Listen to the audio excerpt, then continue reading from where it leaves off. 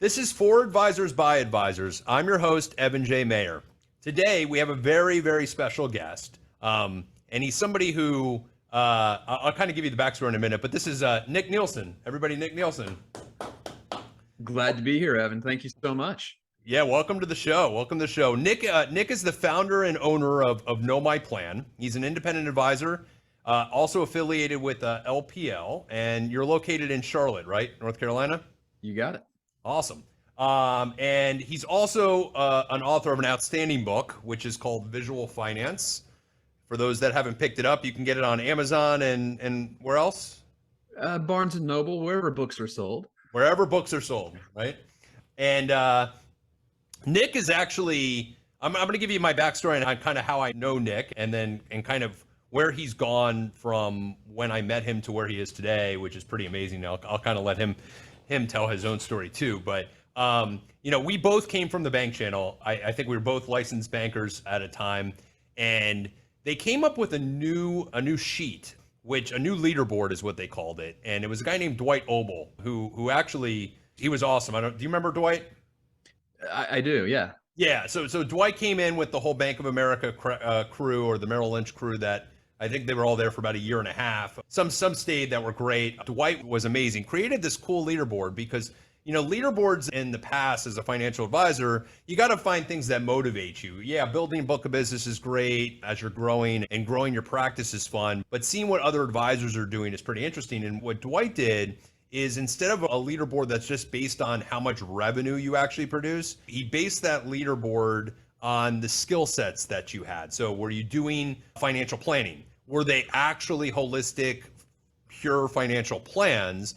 And, were you doing insurance, and was your assets growing? And by that leaderboard, you could see that the guys that were actually implementing financial plans, which Nick was one of them, he was actually on top for a period. And I had to chase him. I caught him at one point. I think he ended up beating me on other ones. But, I'm sure we were the top two.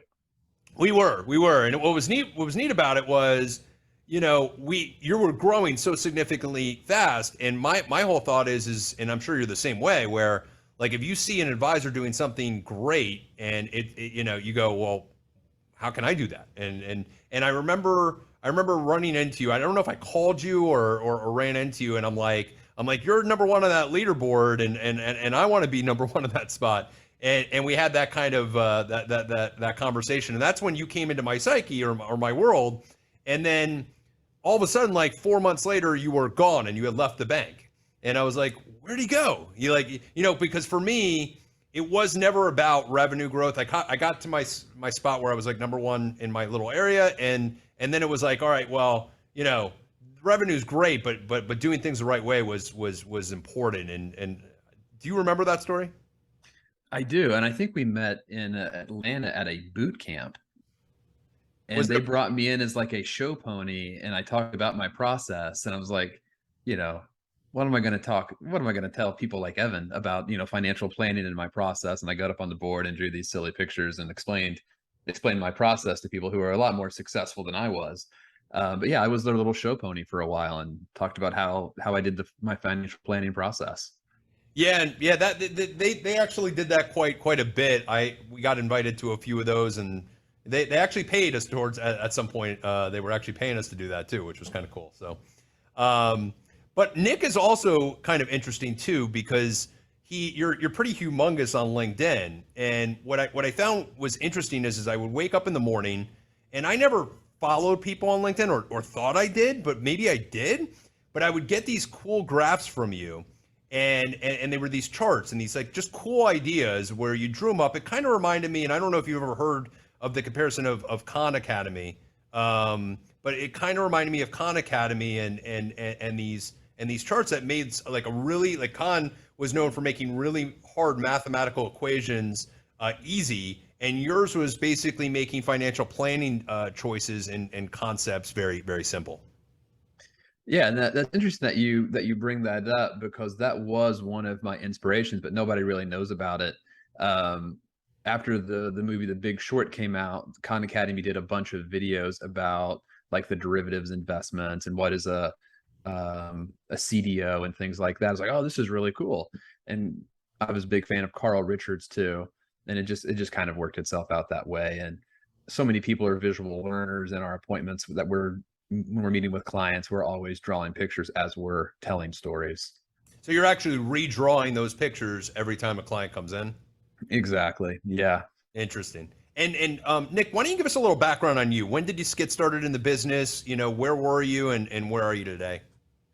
Yeah, so got started back in graduated college in 2004, started off as a bank teller making $11.54 an hour, rocking the drive-through teller line in Terre Haute, Indiana, and got involved in the licensed banker program. I knew that I always wanted to be a financial planner, but it's just like, how do you get from being a bank teller to that point? You just kind of walk through the different steps.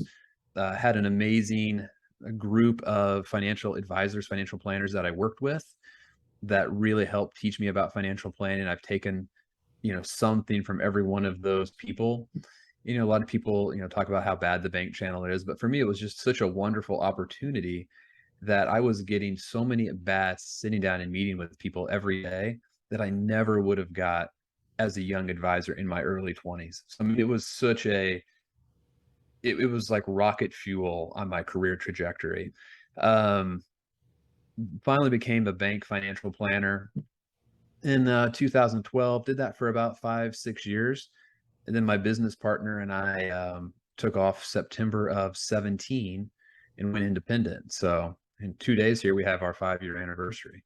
Happy 5 years. Thank you, man. It's been fun. We just had our 3 years, so I don't remember you leaving that early. So that's kind of interesting. So, um, and I remembered when you left because you were no longer on the leaderboard there, right? What did you actually watch those leaderboards? Did you pay any attention to those? Oh, I did. I'm very I don't know what the word I'm looking for here is. I like to win. Competitive. I'm very competitive, right? Yeah, yeah. Like I don't even know exactly how these things are calculated, but like I want to be on top of it.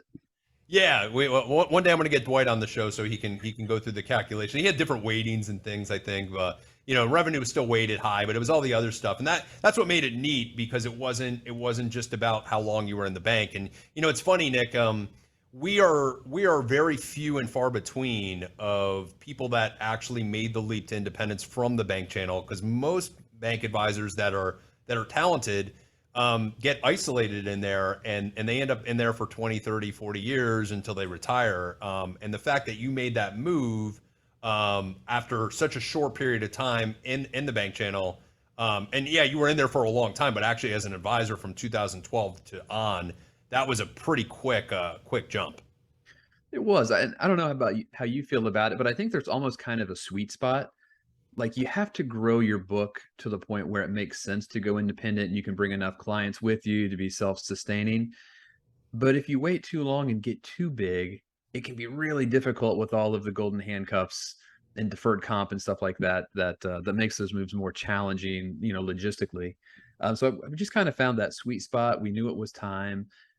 For us, I was the designated advisor in our group of two that was getting bogged down on all of these meetings. And, my business partner pointed out as he went through my calendar one time, he's like, listen, you're doing 10 to 20 hours of meetings with bank people every single week.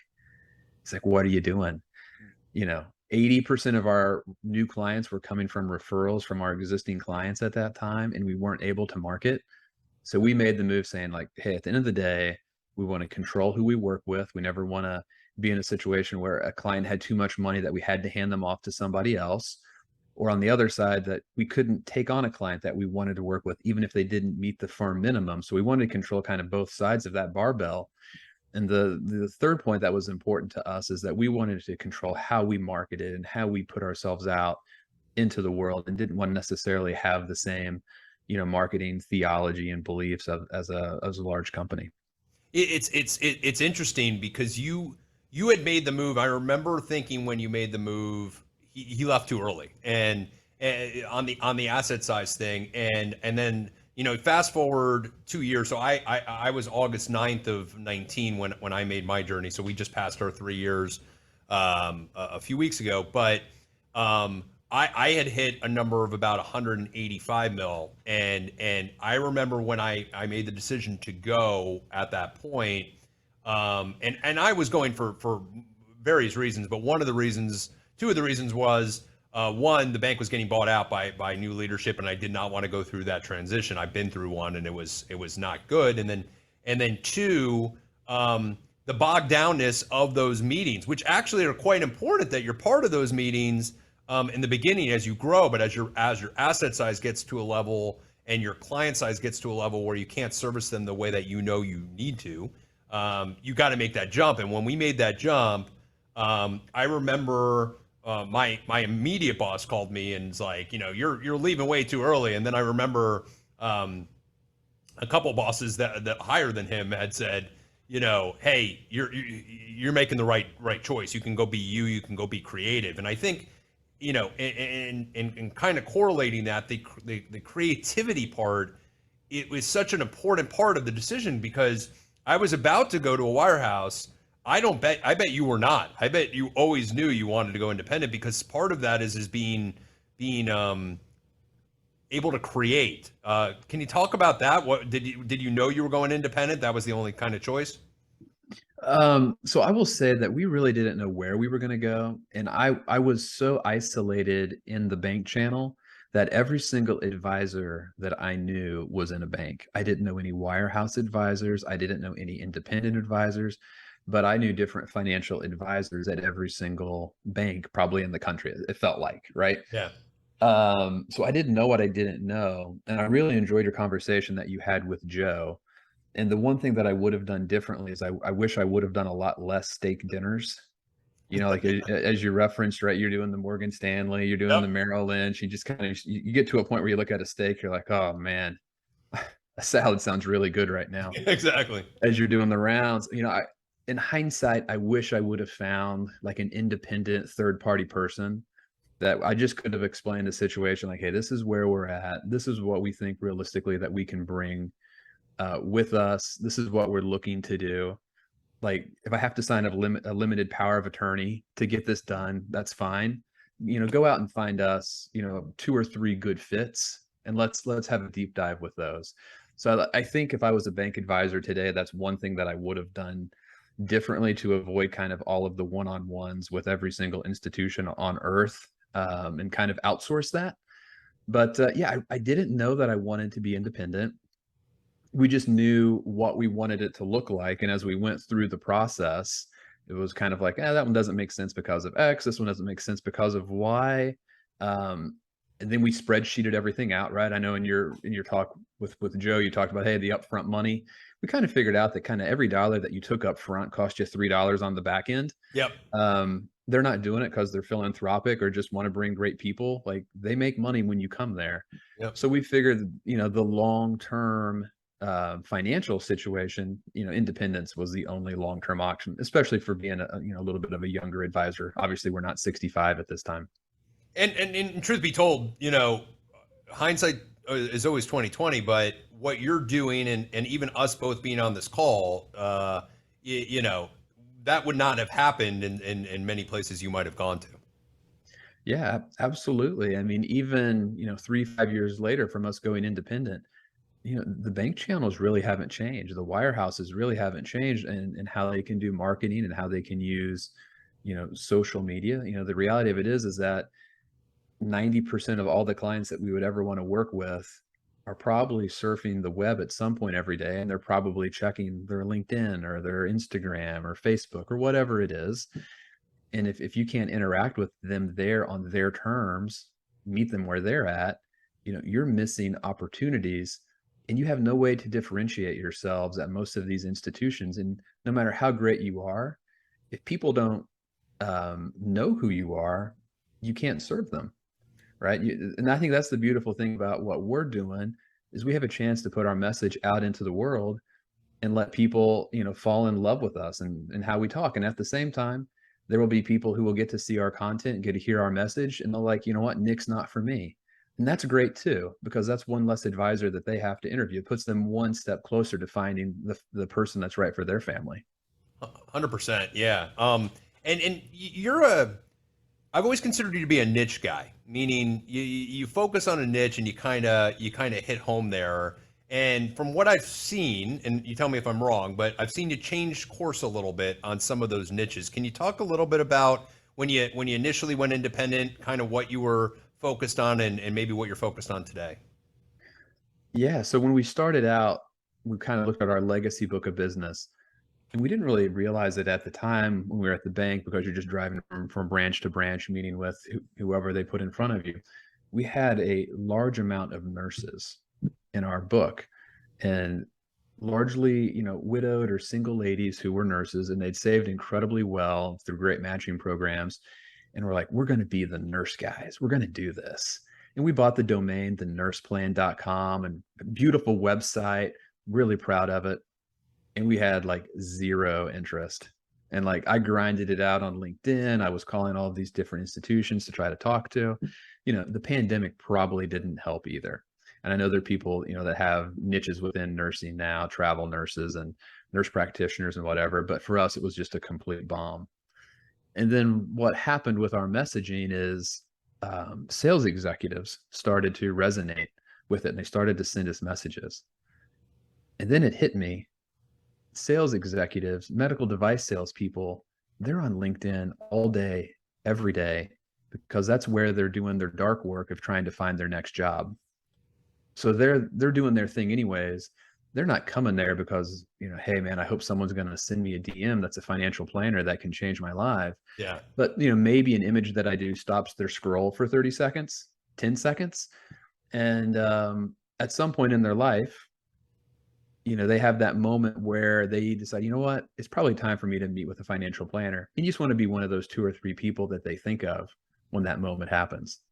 Absolutely. And that's the thing that's kind of where I was able to kind of keep following you even when I was still in the bank was you would show up with just amazing, visual finance pieces. I'm not going to share too much on here. You can go out and buy the book, but and I do want to touch base on this, but actually why don't we touch base on this now? Where did this idea come from? I mean, obviously my guess is you had such good marketing material, you might as well share it with the world kind of thought. Yeah, so people, had liked the sketches, and that, that's where we were getting basically all of our new clients that weren't client referrals were, from LinkedIn or Facebook, predominantly LinkedIn. And I had a good friend that I had met on LinkedIn as well, Corey Keating, who's a marketing guy. And he's like, man, you're just missing a big opportunity by not putting this in a book. And I was like, well, I don't know what to put in the book. I don't want to write a book. He's like, no. He's like, don't write a book. Just take your pictures, redraw them, stuff them in the book, and do a QR code with a short video for everyone. Don't write a single thing. I'm like, no, I can get behind that. I can do that. So like, I put that book together in like the book part, just a couple hours. I went in to our RIA, to their studio. I went in there 2 times for 2 hours, 4 hours of shooting videos, and it was done. They edited them up all for me. So to me, it was nicer to give that book to someone that I had met for the first time, or if I've just done a Zoom with someone for the first time, it's nice for me to follow up and send them that book out, as opposed to like, hey, here's my email follow up, or here's a business card and a thank you note in the mail. It's amazing, and the QR codes are neat because the videos are 45 minutes to maybe 2 or 3 minutes tops, and they go right into the heart of how to use them. So I actually think that book could be great for I was this my audience is limited to advisors, and that's kind of the audience or the target I'm doing, and this is more for fun, and I'm guessing the book was definitely fun to put together, and now but that can be used for anybody. I mean, that could be used for prospects, that could be used for current clients. That could be used for financial advisors. It is multi-purpose. It has been used in a number of ways that I didn't foresee it. There's a large annuity company that's using it in their training with their wholesalers. There's a bunch of people in my neighborhood that are buying it for their grandchildren for Christmas. So it's been well received by most people. So it was a learning experience for me. There's things that I would do different on book number 2, and I hope to do a book number 2 in 2023, or maybe here by the end of 2022. We'll see how it goes, but it's not as difficult as I thought it was going to be, and part of that is I didn't have to write any words. That helps. And videos. You mentioned your RIA. So My setup when I went independent was I had initially went through a super OSJ who wasn't part of my branding or ownership or anything, just basically helped with compliance and some aspects of bringing my book over and things along those lines. I did get to a point about 6 months ago where I didn't see the need for that partnership anymore, and so kind of struck off on my own without the super OSJ and didn't miss a beat. You did go through a pretty big group. Can you talk a little bit about how you found them, what the role they play is, and kind of your thoughts on super OSJs for other advisors that may want to go independent in the future? Yeah, and I will do my best to try not to misspeak because I know there's so many different layers of this. So, my business partner Jeff, his best friend Chad worked with Independent Advisors Alliance. So Okay. that's the RIA. And he kind of explained the structure, and he's just like, listen, they do the compliance stuff. You don't have to worry about any of the ADV. They handle all that for you. The way that it works is you pay a flat fee, you get 100% payout on the advisory business. I'm like, okay, 100% payout minus a flat fee, that equals roughly a 96% payout. Then your expenses come out. So I'm like, all right, 96% minus some expenses. That sounds a lot better than the 36% grid at the bank or whatever it is, right? So we had a conversation with them just, to help me kind of understand the structure, because as a bank guy who didn't know anything about the independent channel, this was a whole new world to me. But they made it a really smooth transition. We still work 95% virtual, but they have a beautiful office in South Charlotte that we actually rent space for $500 a month, that has a receptionist and everything. So, $1 million facility that we can rent for $500 a month without a lease sounds pretty cool to me. So it's been a really great fit. They treat us really nicely. They have a lot of additional services that they provide, like virtual admin, and you can outsource your investing through like a chief CIO. um, Anything that you can imagine, paraplanning. We don't utilize any of those additional services. There's people that do, so we pretty much just use them for compliance and the ADV type stuff and Yeah. keeping us out of trouble. Yeah, and I think that goes to say that when you do go independent, and the show is, I've tried to make this clear, though we've had a lot of conversation about going independence on the show as of late, and that's just the ease of booking booking certain guests, that we don't have to worry so much about the compliance end of things.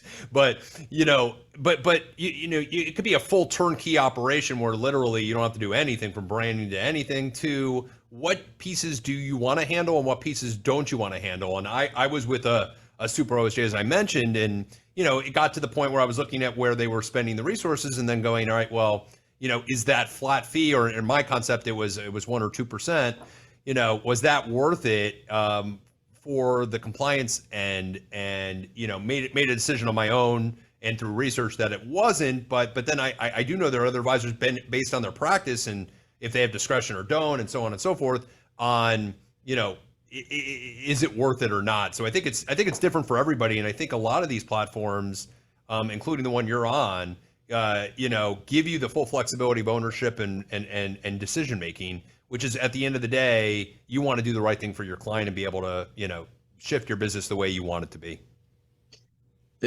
Exactly. They're not coming in with any overlay that's saying like, hey, if you have someone that's their investment objective is growth, they have to be within these thresholds. They give you full autonomy, to run your practice the way that you want to run your practice, which is all we want. Like personally, I just want to be left alone. And if I have questions, I want to know that I can go to somebody and ask questions. Could we probably do the compliance stuff? We probably could learn to do it. Um, but at this point, that would be me taking maybe the accelerator off of the marketing stuff and trying to meet with as many new families and stuff as possible.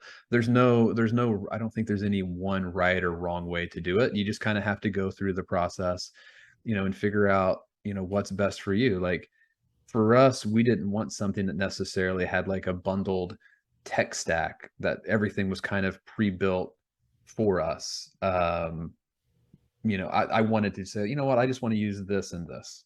Yeah. I'm not interested in having these 8 things all stacked together and I pay X amount per month. And I recently met with a young advisor, like, yeah, we want a tech stack that's all integrated. And, if we pay $5,000 a month more than you to get this all integrated and in one dashboard, then that's what we want. It's like, that's awesome. I know just the place for you. Call my friend. And, he talked back. It's like, this is exactly what we wanted. And we're going to make a lot less money, but our life's going to be a lot easier. I'm like, that's great. Right. I mean, there's a trade off and you just got to find what you're most passionate about and how you want to do it can be done in 2022. What, you know, what do you think is the biggest thing missing from a top advisor to an advisor that just is not getting it? What would be one, two, or three things that you would recommend to that advisor that's just not getting over the hump? Wow, that's a deep question. First of all, if they're a young advisor, they probably just don't get enough at bats. And that's a really hard thing to overcome. But if you're in your 20s and you're only meeting with a handful of people per week, that's just not enough to hone your craft. We were lucky enough that we were in the bank channel, and in the times that we were there, I mean, as a licensed bank, you're meeting with 8, 10, 12 people every single day and having conversations. So number one, you have to find a way to get at bats. And I'm an introvert, so would have been really hard for me independent at 24 to do that.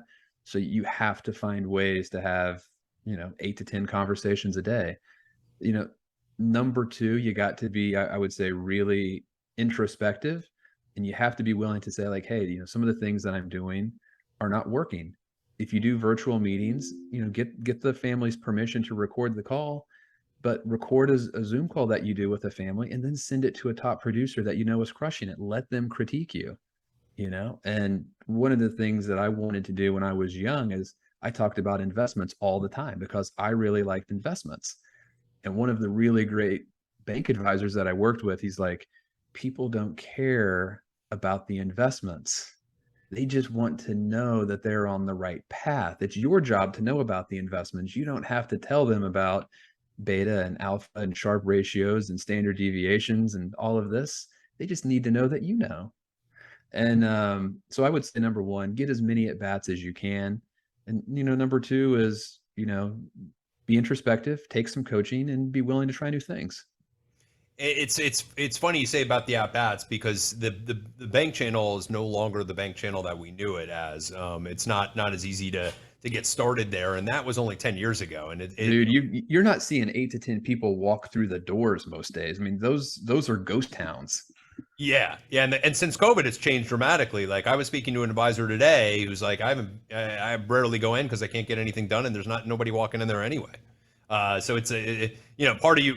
I'm sure the first question you would have is why are you still in the bank? But at the end of the day, you're right, and I try to make it a point on this show that I do not bash the bank channel. I would not be where I am today because I am an introvert as much as I'm an extrovert when I do this show. I'm an introvert, and I do. I do not go out and like to prospect. And your prospecting on LinkedIn is huge. It's great. I go onto LinkedIn more for my coffee and to get cool ideas or concepts to use with clients. And that's what's cool about LinkedIn. People use it for all kinds of things. The fact that you have over 5,000 followers and picking up clients is amazing. And it just goes to show that you're using that software, that tool right, and what tool might be right for you might not be right for somebody else. Yeah. Your niche may not be on LinkedIn, right? If your deal is working with NFL players, they're probably not hanging out on LinkedIn, and that's okay. But if I was a young advisor wanting to be a multi-million-dollar producer someday, I would still look at the bank channel and I would plug the bank channel hard for one specific reason is they have the data. If you have the ability to access the bank's data as a young advisor, you control your own outcomes. If you see that someone's had a large deposit or a CD's matured, it would be wonderful to, help train those branch employees to fish for you. But at the end of the day, if you have access to that data and you can pick up the phone and call those people on actionable intel that is correct, it's a huge advantage in getting conversations. It's a humongous advantage. I would just caution in the concept of what I'm seeing going out there is that the bank managers that are managing those programs are getting paid on new advisors coming in with assets and revenue already generated. And if you're a new advisor, you could get stuck as somebody's junior who is basically just utilizing you to produce, and puts you in a bad situation. So you could be a paraplanner forever and never actually run a client appointment. Yeah, exactly. So I agree. Bank Channel is a great program, but you got to find a situation where you're not being taken advantage of. So lots of due diligence is needed. Yeah, 100%. Hey, Nick, phenomenal to have you. The book is amazing. Everybody, please check it out. It is absolutely brilliant. Nick, where can anybody reach you if they have any questions or ideas? Yeah, so please feel free to reach out to me. Glad to tell you more about how I'm doing LinkedIn and how it's worked for me. Nick, NIC@KnowMyPlan is my email address.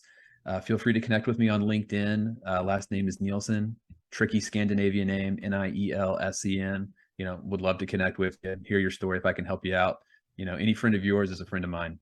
Awesome. And like I said, if there's a guy to go to on LinkedIn, Nick is the guy. He's normally there's two guys actually. The next guy I'm actually interviewing tomorrow, I think. I wonder if we're not going to mention his name, but is there a rivalry on connections or ability to communicate on LinkedIn? I wonder. No, I don't think so. And actually, we're good friends. We're about 15 minutes apart. I actually live in Lancaster, South Carolina, so I'm about 15 miles away from his office. We both work with equity compensated sales executives, so it's the same niche, but as you'll find out, we're drastically different people. The people that appeal to the clients that like me are probably going to be different than the clients that like him. So there's literally no overlap at all. So yeah, we're great friends, and I think you're going to have a great conversation tomorrow. That's awesome. That's awesome. Well, guys, please reach out to Nick. You can also feel free to reach out to me, info@fortunawealth.com. You can also go to our LinkedIn or our Instagram page. Until the next time, Nick, thanks again, and we will talk with you soon. Thanks, Evan. Thank you.